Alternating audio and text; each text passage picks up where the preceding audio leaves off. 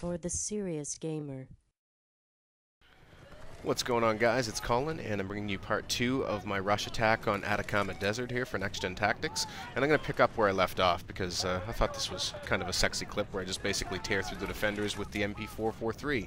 And, you know, we're able to basically hold this off by standing in the same room and just brute forcing it. So this was not the most elegant defense of an armed MCOM station, but it does work out for us in the end. And I get a nice double here, and I'm just trying to clean out the area so I can move up, because they know where I am, obviously, and I'm kind of pinned down, and right here I break cover. I'm going to go after and chase this kill, but I get shot in the back. Luckily, my squad mates are able to clean it up, and Stone's running the medic kit. He picks me up. So now what we want to try and do is just basically clear any defenders that are lingering, and there are one or two, before we make a push onto the third base. And as I'll mention in a second here, moving between the second and third bases is challenging because, you know, you have to cover some open area, and that is never an easy thing when you give the defenders time to move up. So what we typically would like to have done is already tried to rush and almost beat the timer so that the defenders don't have a chance to get posted. But unfortunately, you know, we're not able to do that, so I'm going to have to try and take the more patient route, and I'm just going to try and lay down some smoke, because snipers love to try and pick you off as you move from base to base.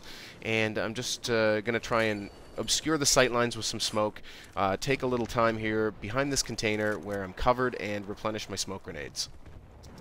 And the routes that I'll take from base to base are very much situational. Right here, I opt to go left, and I've identified the threat area from the heavy MG, and the area shaded in green is where I should have placed some smoke grenades in order to avoid being spotted.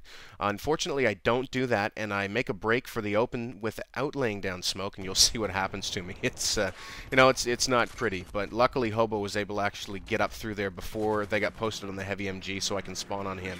And I've sped up this part because he goes in for the plant at Bravo, and I'm just going to slowly kind of hug this cliff and try and defend the armed MCOM station, because we have two guys in the building. I don't want us all to bunch up in there in case we get picked off, or, you know, the enemy, the defenders get wise and fire some explosives into the building to clear us up.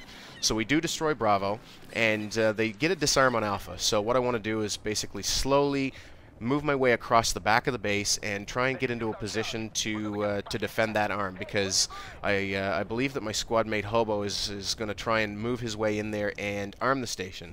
I spot a recon guy at the back of the base, and I'm never going to turn down a set of free dog tags. So my goal here is to just control this location and keep eyes again on the defensive spawn.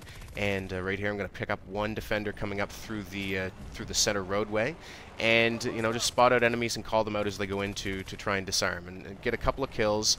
And I'm just you know, basically trying to control the back of the base. Now, on a lot of maps, and in particular I find Atacama Desert, where there are such wide open spaces in front of the MCOM stations, it's very difficult to take them down if you don't flank and try and actually control a stronghold inside the enemy base. And, you know, I've received some comments that this sort of thing isn't good battlefield conduct, but really, you know, I think that I'm not pushing around and spawn killing them.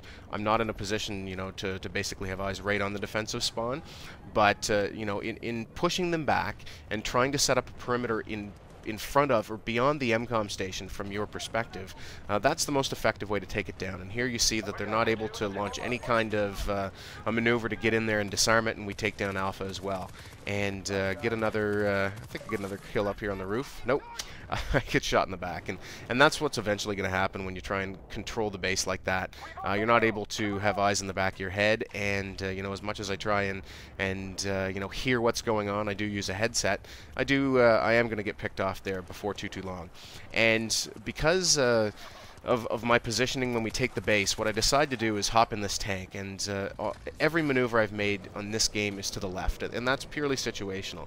There's going to be certain cases where the defense is strong on the left-hand side and they're expecting this, and in that case, you know, you move to the right. And my last option is always going to be going up the middle.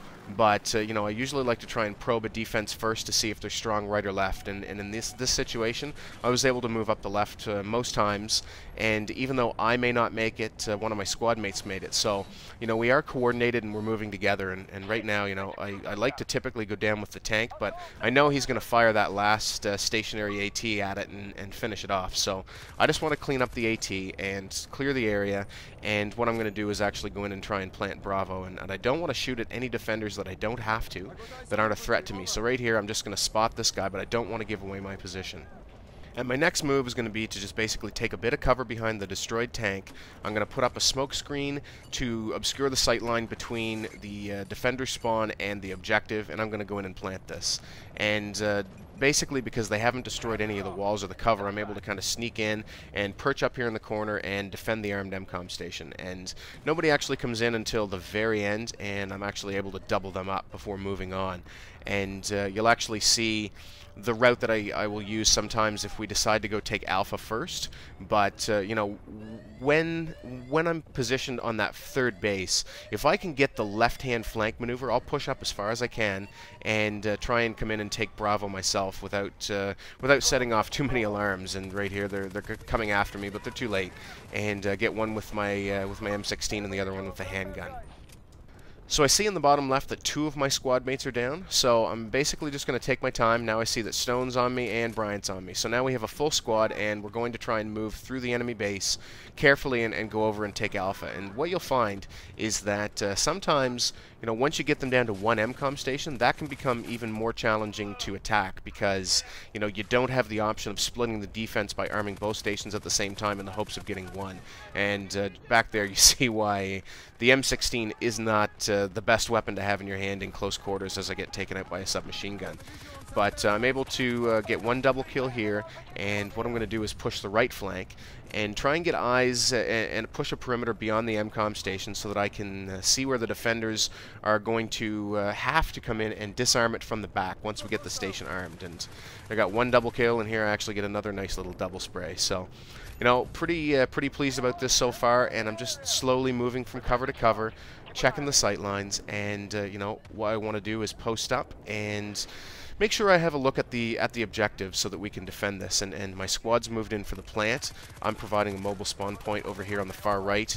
I'm going to get another kill, and before too long here, we're going to take it down. So I think that might actually be the last kill I get.